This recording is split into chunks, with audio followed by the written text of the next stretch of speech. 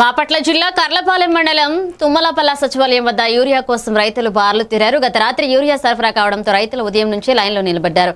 పరిస్థితి ఉద్రిక్తంగా మారే అవకాశం ఉండడంతో పోలీసులు భద్రత ఏర్పాటు చేసి బందోబస్తు చేశారు. మొత్తం మీద యూరియా సరఫరా పోలీసుల పర్యవేక్షణలో సాగింది.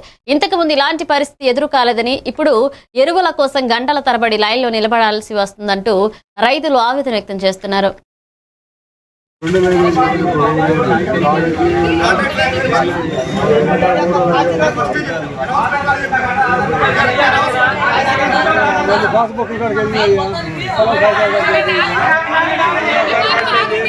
వచ్చి పొలం ఆధార్ కార్డు చూసి బ్లాక్లు అమ్ముకుంటారు.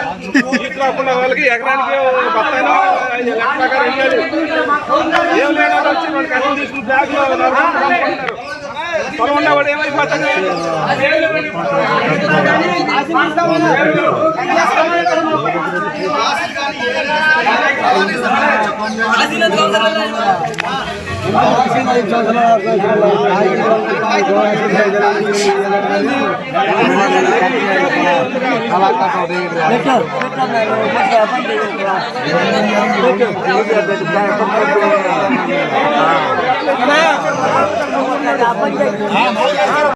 అందరికీ నమస్కారం అండి. నా పేరు సుమంత్ కుమార్. కర్లపాలెం మండల వ్యవసాయ అధికారిగా పనిచేస్తున్నాను.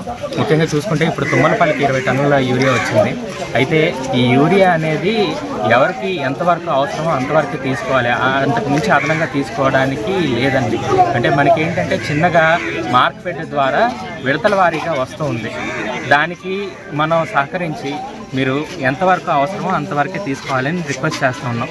అలాగే ఏంటంటే ఇప్పుడు వచ్చిన యూరియా కూడా రైతులందరికీ సఫిషియెంట్గా పంచిపెట్టడానికి సరిపోతుంది.